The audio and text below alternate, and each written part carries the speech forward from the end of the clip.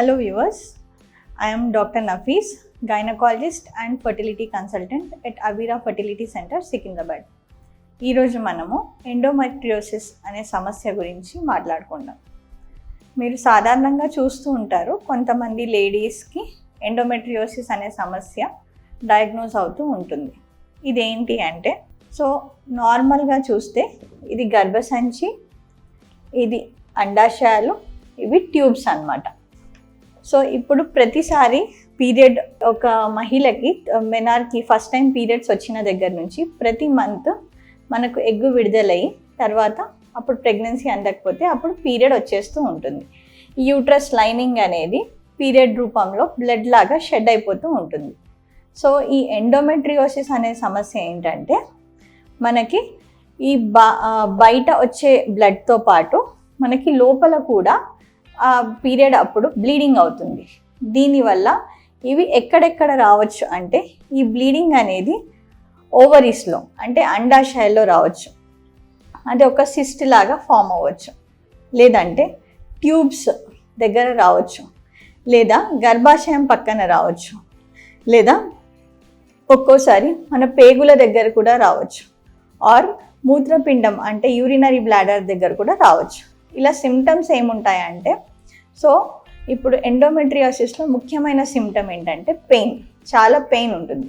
వీళ్ళకి పీరియడ్ వచ్చినప్పుడు ఇంటర్నల్గా కూడా బ్లీడింగ్ అవుతుంది కాబట్టి వాళ్ళకి పీరియడ్ అప్పుడు విపరీతమైన నొప్పి ఉంటుంది. ఒక్కోసారి ఎంత నొప్పి అంటే, కాలేజ్ గోయింగ్ గర్ల్స్ అయినా లేదంటే వర్క్ చేసుకునే వాళ్ళైనా వాళ్ళు కంప్లీట్గా బ్రేక్ ఇవ్వాల్సి వస్తుంది ఆ టైంలో. అండ్ అప్పుడు కూడా మనకు మెడిసిన్స్కి అది ఆ పెయిన్ తగ్గకపోవచ్చు, అంత విపరీతమైన నొప్పిగా ప్రజెంట్ అవుతారు చాలామంది. ఆర్ సమ్టైమ్స్ మ్యారీడ్ ఉమెన్లో మనము పార్ట్నర్తో కలిసినప్పుడు అప్పుడు మనకి చాలా పెయిన్ ఉండొచ్చు, ఆర్ సమ్టైమ్స్ మోషన్ వెళ్ళేటప్పుడు కూడా పెయిన్ ఉండొచ్చు. ఇవి ముఖ్యమైన సిమ్టమ్స్ అన్నమాట. ఆర్ మనకి ఫర్టిలిటీలో ఏం చూస్తూ ఉంటామంటే, సంతాన సమస్య ఉన్న వాళ్ళు కూడా ఇది ఎండోమెట్రియోసిస్ చాలామందికి మనం చూస్తూ ఉంటాం. ఎందుకు అంటే, ఇప్పుడు ఇది లోపల ఓవరీ దగ్గర ఒక బ్లీడింగ్ అయ్యి ఒక సిస్టులా కూర్చుంది అనుకోండి, అది పక్కనున్న నార్మల్ ఎగ్స్ని కూడా డిస్టర్బ్ చేస్తుంది అనమాట. వాటిని పెరగనివ్వదు అండ్ వాటి క్వాలిటీ కూడా తగ్గిపోతుంది. అండ్ ఇంకోటి ఏంటంటే, ఈ లోపల బ్లీడింగ్ అవ్వడం వల్ల కొంచెం స్కారింగ్ అంటే అతుకుల్లా తయారయ్యి ఆ ట్యూబ్ని పొజిషన్స్ అటు ఇటు చేసి దాని అనాటమీ డిస్టర్బ్ చేస్తుంది. ఆ ట్యూబ్ని దాని వర్క్ నార్మల్గా చేసుకొనివ్వదు. దానివల్ల కూడా ట్యూబల్ ప్రాబ్లమ్స్ వస్తూ and egg quality, egg number కూడా తగ్గిపోతూ వీళ్ళలో మనకి సంతానలేమి సమస్యగా ఇది ప్రజెంట్ అవుతుంది. చాలామంది అడుగుతూ ఉంటారు, ఈ ఎండోమెట్రియోసిస్లో సిస్ట్ కనిపిస్తే దీనికి ట్రీట్మెంట్ సర్జరీ అయినా డాక్టర్ అని అడుగుతారు. దీనికి ట్రీట్మెంట్ మనం 2 విధాలుగా పరిగణించవచ్చండి. మామూలుగా మెడికల్ ట్రీట్మెంట్ అంటే మందుల ద్వారా కూడా చూడొచ్చు, ఆర్ కొంతమందికి సర్జరీ అవసరం పడుతుంది. ఆర్ ఫర్టిలిటీ విషయానికి వస్తే ఏం చేద్దామో మనం ఫర్దర్ డిస్కషన్లో చూద్దాం. ఫస్ట్ థింగ్, మనకి ఒక కాలేజ్ గోయింగ్ గర్ల్ అన్మ్యారీడ్ అనుకోండి, తనకి ఎండోమెట్రియోసిస్ ప్రాబ్లంతో వచ్చింది మన దగ్గర. బేసికలీ తను పీరియడ్ అప్పుడు చాలా పెయిన్ ఉంది డాక్టర్ అని వస్తుంది. మనం స్కాన్లో చూసినప్పుడు తనకి ఎండోమెట్రియోటిక్ సిస్ట్ ఉండొచ్చు. దీంతో తనకి విపరీతమైన నొప్పి ఉందనుకోండి.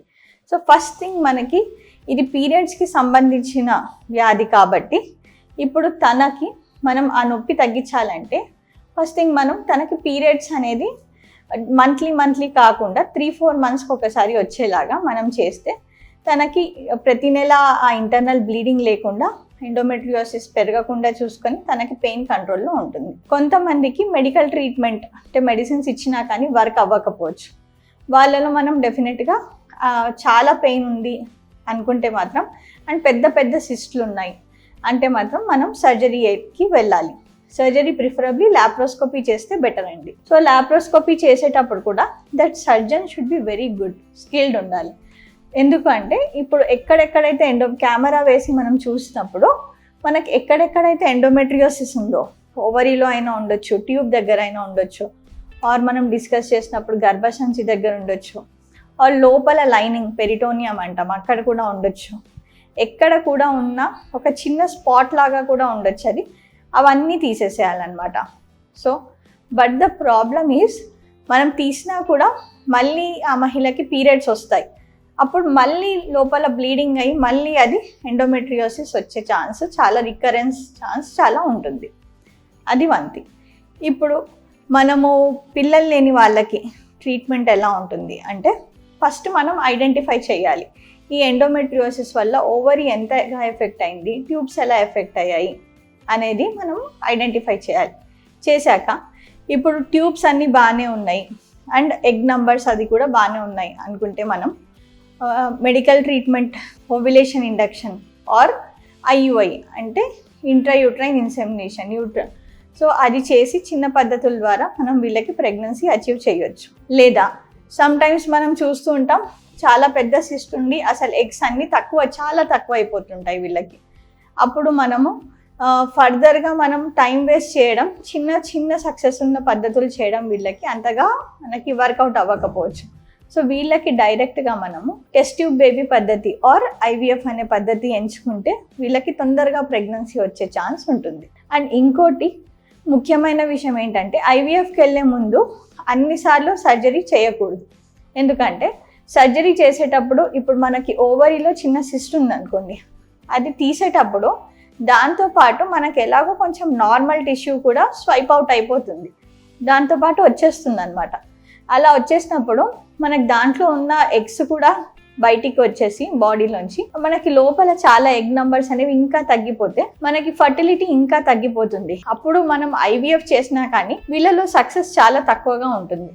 సో వీలైనంత వరకు మనము ఫర్టిలిటీ ఉన్న వాళ్ళకి మనం సర్జరీ కన్నా బెటర్ మెడికల్ ట్రీట్మెంట్ ఇచ్చి ముందుగా టెస్ట్ ట్యూబ్ బేబీ పద్ధతి ద్వారా మనము ప్రెగ్నెన్సీ ప్లాన్ చేసుకొని దాని తర్వాత సర్జరీ, ఓన్లీ అది కూడా ఎవరికైతే అవసరమో వాళ్ళకే సర్జరీ చేస్తే ద రెస్పాన్స్ చాలా బాగుంటుంది. Thank you.